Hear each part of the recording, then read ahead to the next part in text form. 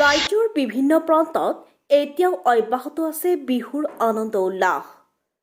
জাতি ধৰ্ম বৰ্ণ নিৰ্বিশেষে সকলোৱে একেলগে উপভোগ কৰিছে মুকলি বিহু। ৰাজ্যৰ ভিন্ন প্ৰান্তৰ লগতে দলগাঁৱৰ পূব দলগাঁও ৰঙালী বিহু সন্মিলনীৰ আজিৰে পৰা দুদিনীয়া কাৰ্যসূচীৰে আৰম্ভ হৈছে ৰঙালী বিহু উদযাপন। পূব দলগাঁৱত অনুষ্ঠিত হোৱা ৰঙালী বিহু এইবাৰ ব্যতিক্ৰম। বিহু নৃত্যৰ সমান্তৰালভাৱে প্ৰদৰ্শিত হ'ল জেং বিহুৰ। মুকলি বিহুত দৰং আৰু ওদালগুৰি জিলাৰ ৮টাকৈ দলে অংশগ্ৰহণ কৰে। মুকলি বিহুৰ ফিতা কাটি দ্বাৰ মুকলি কৰে বিশিষ্ট সাহিত্যিক ডক্টৰ ধীৰেন্দ্ৰনাথ শইকীয়াই। মুকলি অনুষ্ঠানটিত বৃহত্তৰ পূব দলগাঁও অঞ্চলৰ ২০০ লোকে উপভোগ কৰে।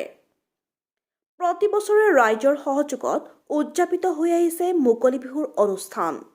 Bureau report, prime news. প্ৰথমে মই সাংবাদিক কৰ্মীসকলৰ আন্তৰিক ধন্যবাদ, পূব দল আঞ্চলিক ৰঙালী বিহু সন্মিলনৰ পৰা আন্তৰিক ধন্যবাদ জ্ঞাপন কৰিছোঁ।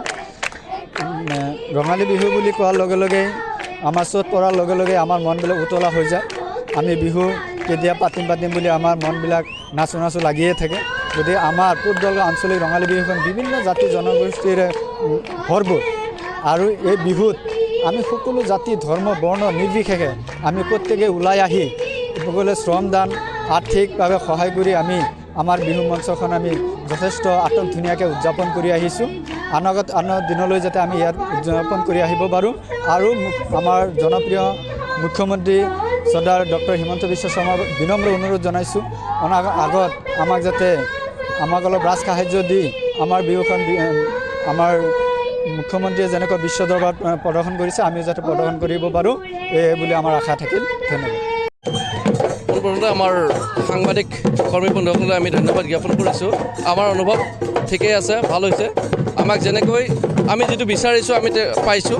ৰাইজৰ যিখিনি সঁহাৰি বিপুল সঁহাৰি আমি নিশ্চয় পাইছোঁ আৰু আমাৰ ইয়াত বিভিন্ন ধৰ্মাৱলম্বী লোকে আমাৰ এই বিহুখন আগুৱাই নিয়াত যথেষ্টখিনি সহায়ৰ হাত আগবঢ়াইছে।